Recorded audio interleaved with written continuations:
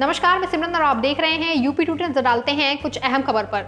खबर यूपी के शाहजहांपुर से है, जहां के खिरनी बाग स्थित आदर्श दिव्यांग कल्याण संस्थान कार्यालय ने बढ़ रही कड़ाकती ठंड से बचाव के लिए मद्देनजर दिव्यांगों को संस्थान की ओर से कंबल वितरित किए। इस दौरान कार्यक्रम की जानकारी देते हुए संस्थान के प्रदेश सचिव नीरज वाजपेयी ने बताया कि उनकी संस्था लंबे समय से शाहजहांपुर समेत उत्तर प्रदेश के विभिन्न जनपदों में दिव्यांगों के बढ़ चढ़कर कार्य कर रही है। आज दिव्यांगों को कंबल वितरित किए गए, क्योंकि बड़ी संख्या में लगभग दिव्यांग यहाँ आए और ठंड के समय दिव्यांगों की मांग थी कि मुझे कंबल संस्था की तरफ से वितरित किए जाएं। उसी उपलक्ष्य में ये जो है संस्था की तरफ से दिव्यांगजनों को कंबल वितरित किए गए। कितने कंबल वितरित किए गए और कितने विकलांग?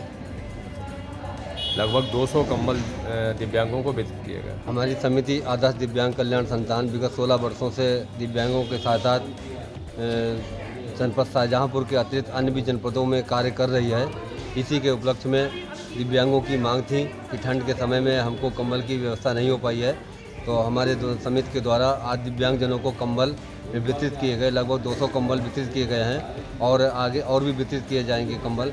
14 जनवरी को भी हम लोग एक कार्यक्रम करेंगे, जिसमें मकर संक्रांति के पावन पर्व पर खिचड़ी कार्यक्रम रखा गया है और उस दिन भी कंबल वितरित किए जाएंगे। खबर यूपी के शाहजहांपुर से है, जहां 18 दिसंबर को भारत के प्रधानमंत्री नरेंद्र मोदी बहुत बड़ी सौगात देने आ रहे हैं। ये कहना जिला सहकारी बैंक के अध्यक्ष धर्मेंद्र प्रताप सिंह का है। दरअसल शाहजहांपुर के रोजा क्षेत्र में रेलवे ग्राउंड में 18 दिसंबर को प्रधानमंत्री नरेंद्र मोदी एक जनसभा को संबोधित करेंगे।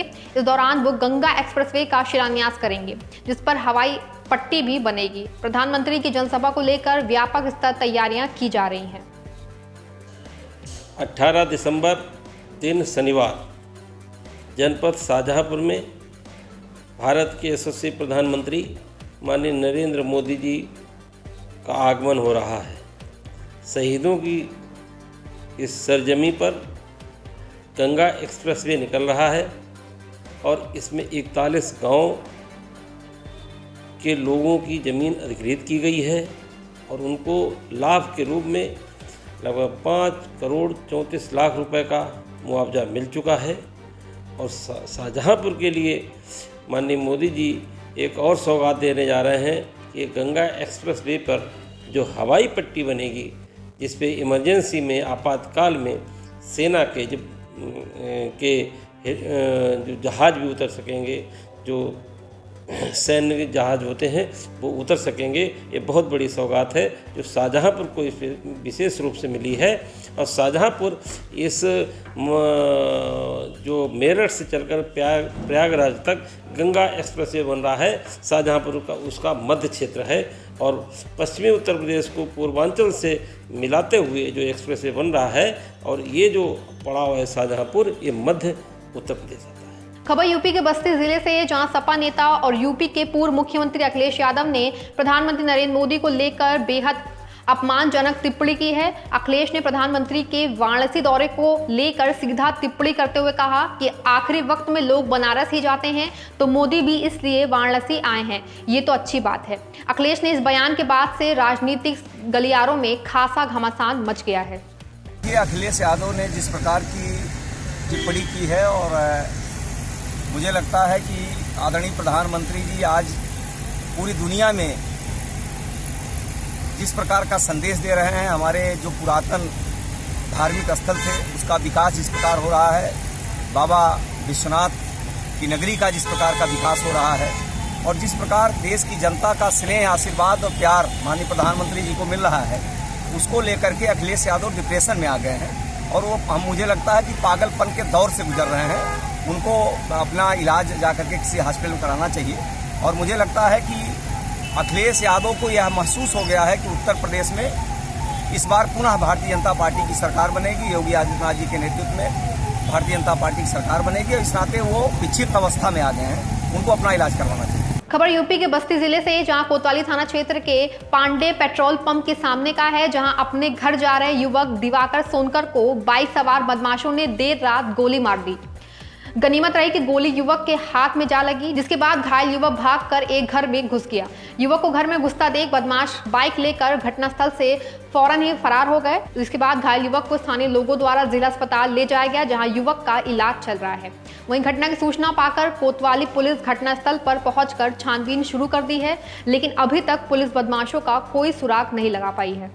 और क्या करते हैं आप? मेरा नाम दिवाकर सोनकर है। मैं उरियों गांधीनगर बस्ती का निवासी हूँ। मेरा काम है ज़मीन का, और मैं चौराहे से घर जा रहा था, तो बाइक से अपाची बाइक थी, 2 अज्ञात सवार, मतलब मुंह पे मोफलर बांधे थे, तो मेरे ऊपर ताने में हाथ से ऐसा झटका कि वो लोग फायर कर दिया, तुरंत भाग गए। मैं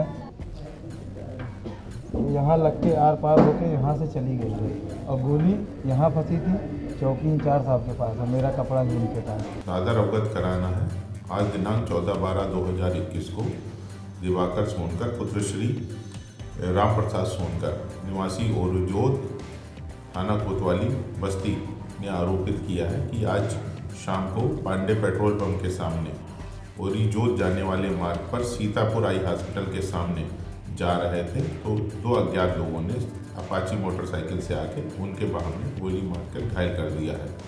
उक्त दिवाकर सोनकर की हालत खतरे से बाहर है, जिनका इलाज जिला अस्पताल बस्ती में चल रहा है।